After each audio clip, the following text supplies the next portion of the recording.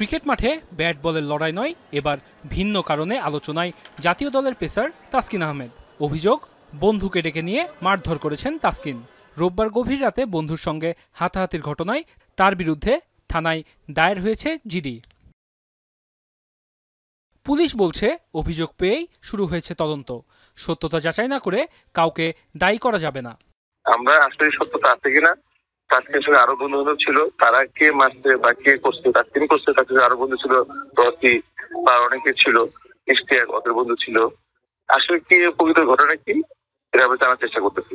এটা ঘটেছে মহৎপুর থানাধীন আসার গেট এলাকায়। তো ওইখানে তো আমাদের এলাকা না। তো আমরা এটার বিষয়ে সার্বিক তদন্ত করতেছি, তদন্ত করে বাকি ব্যবস্থা আমরা আইনগত ব্যবস্থা নিব। ঘটনার পর বিষয়টি পৌঁছে গেছে বাংলাদেশ ক্রিকেট বোর্ডের কাছেও।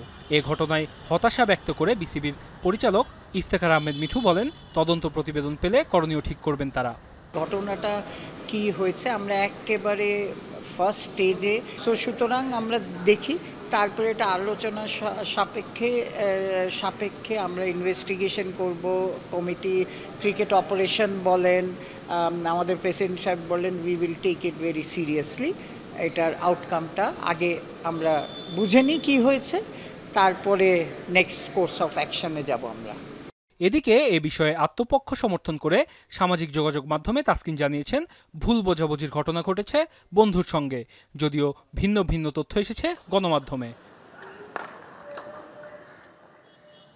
নাসির, রুবেল, আলামিন কিংবা শহীদদের মতো ক্রিকেটাররাও একসময় জড়িয়েছিলেন পুলিশি ঝামেলায়। বারবার এমন ঘটনার পুনরাবৃত্তি দেশের ক্রিকেটের ভাবমূর্তিকেই প্রশ্নবিদ্ধ করেছে। জাতীয় দলের হয়ে শুধু মাঠেই পারফরমেন্স নয়, জীবনযাপনেও ক্রিকেটাররা সুশৃঙ্খল হবেন এমন প্রত্যাশা করেন ভক্ত সমর্থকরা।